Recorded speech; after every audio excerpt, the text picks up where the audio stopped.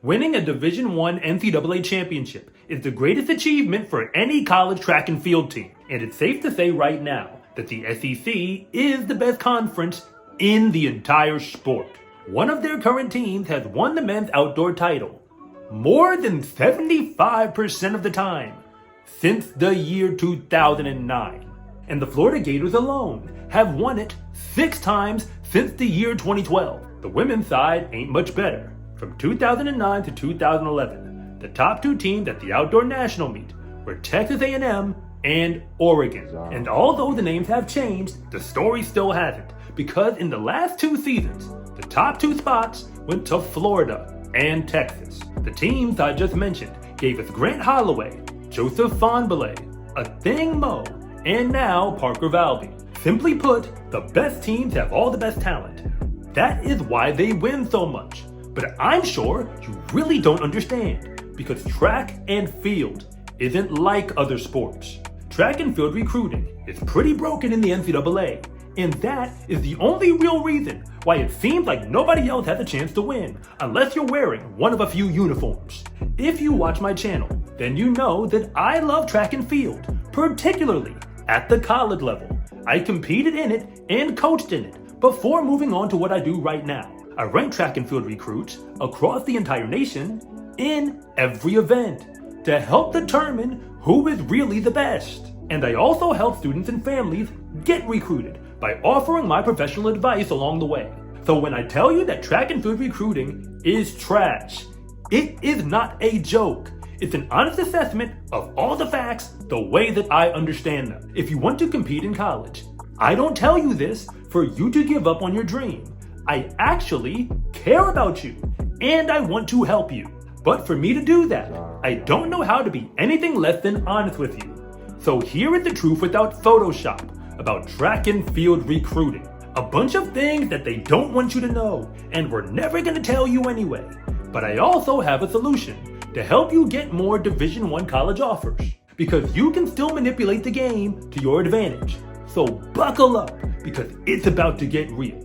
And if anything that I say actually connects with you, it is always greatly appreciated if you would please like and subscribe. But if I don't, just let me know in the comment section, because I try to read them all. For all this to make sense, you have to understand the extent to which all of the top recruits go to the same schools. Right now, at the time I'm recording this video, the men of Texas Tech have 5 sprinters in the 60-meter dash, ranked inside the top 16. 4 of them are in the top 10, and that means that if the NCAA meet started today, 5 of the 16 men on the starting list would go to one college. I'm not even going to mention how they have more than one hurdler ranked inside the top 10, but I guess I just did. And their women are doing the exact same thing, with 3 ranked inside the nation's top 6. But what I neglected to mention is that 5 of the 8 athletes that I just described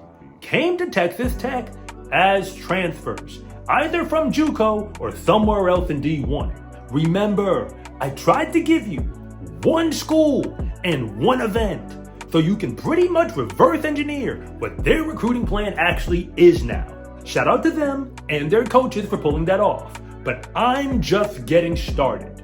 In the men's mile, Northern Arizona, Washington, BYU, and UNC all have multiple men ranked inside the top 20 for the nation. Together they account for 11 men on that list, with 4 of them going to Washington alone. I'm not making this up.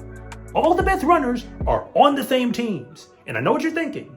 I guess they must have the best coaching, right? Well, whether or not that's true, we'll never actually find out, because all those athletes were ranked higher than almost everyone else before they got there.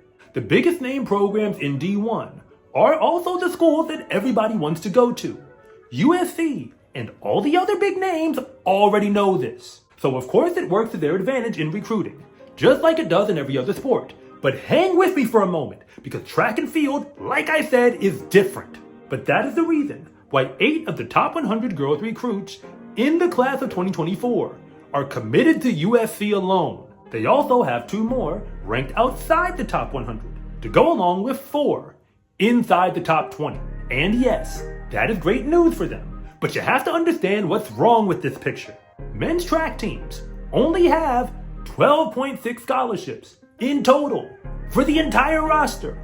Women actually get 18, regardless of how you feel about it. It's simple math that all of the athletes I'm describing can't be receiving full rides. If they were, then more than half the scholarships would be gone for just the freshman class alone.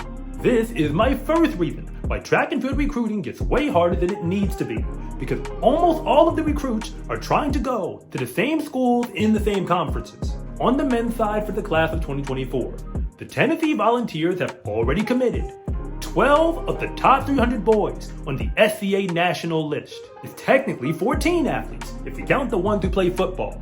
But 12 athletes is an entire scholarship roster for just the freshman class. Allow me to repeat myself. They are not all getting full rides. So schools like them basically are hoarding all of the talent. But now the real question is why? It's actually pretty hard for track and field coaches to identify all of the talented recruits who belong in Division I. Unlike almost every other NCAA sport, like basketball, softball, or even volleyball, there's no one place that D1 coaches can go to see all of the recruits that they would actually want. In all those other sports, there are very large tournaments with hundreds upon hundreds of athletes.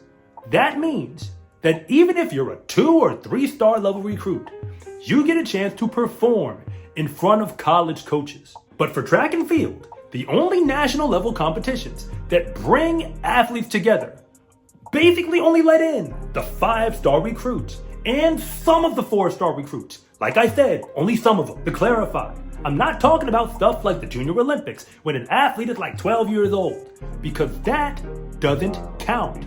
You're not a legit D1 recruit till you actually put out performances that would make you one. But if a 14-year-old girl breaks 12 seconds in the 100, she is clearly now on the radar for somebody in D1. So any college coach can find all the 4 and 5-star recruits very easily. But when it comes to the 3 and 2-star recruits, the struggle gets real. They're not gonna pop up at random high school invitational meets to look at 2 or 3 athletes.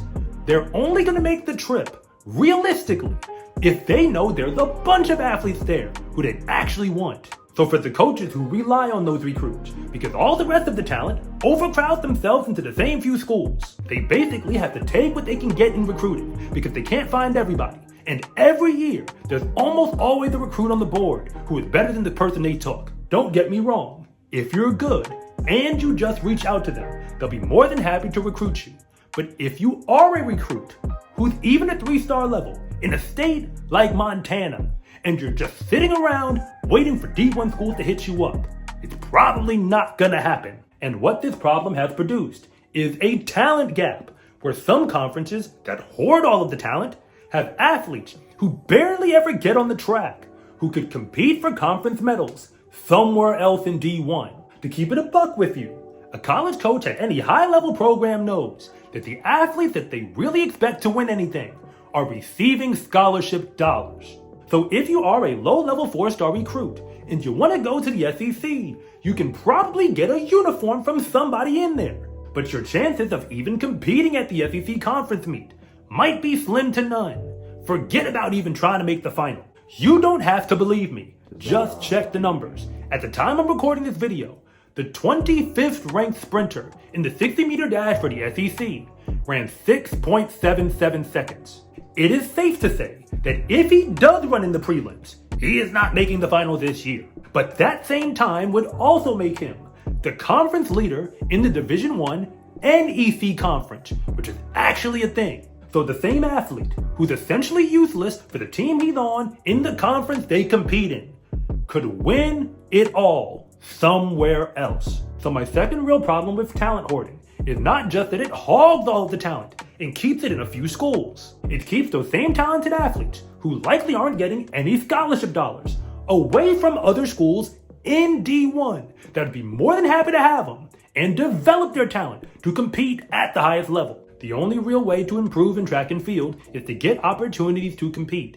But your spot on the bus to whatever meet they're headed to this weekend is the first thing that's gonna go if you're not one of the best athletes on most teams at the high levels of D1. And when all those athletes get jammed up at a school where they don't get a fair shot to compete, they get upset, and now they can hit the transfer portal. But they also often transfer to another school that isn't really that different from the same one that they left. If I were a D1 coach right now, I would do the same thing. Hoard all of the talent, even if I don't use it all, because as long as I have it, you don't. And that is the real reason why the same schools seem to keep winning everything. I know that the athletes I'm not even using right now could go somewhere else in D1 and be coached to a place where they might even beat the ones I've got on the track at the moment.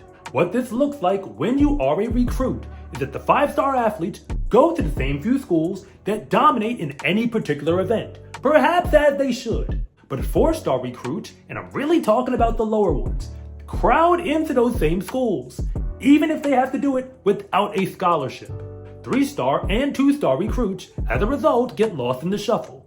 They don't really know where to go because the schools in the SEC and the Big Ten tell them that they're not interested. And I don't know how to say this part without it coming out harsh, so I'm gonna just come out and say it. Most of those recruits get taken advantage of in recruiting.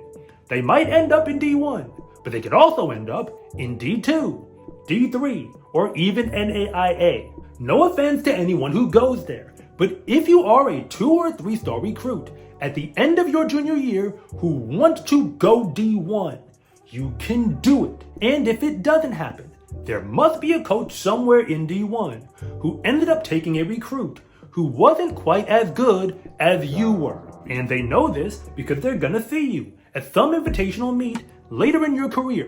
The only difference is you'll be ahead of whatever athlete they had while wearing a non-D1 uniform. A 3-star recruit is normally an athlete who shows up to state championship meets, probably in the final, but normally doesn't win it all. And 2-stars normally can win a league, county, or even regional championship.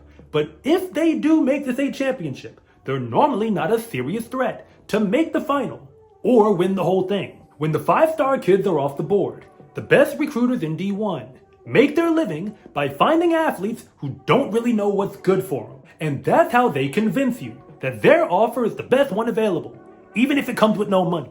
Smaller programs don't have the resources to find every 2 and 3-star recruit whom they would actually want, especially if you're not in their state. But I also told you that it's not all bad, because if you are a 2, 3, or even a low 4-star recruit, and you're looking for more scholarship offers, you can simply reach out to schools in D1. There's like 200 more of them that aren't in the SEC, Big Ten, ACC, or Big 12. And you do realize that is what the recruiting questionnaires are actually for on their websites.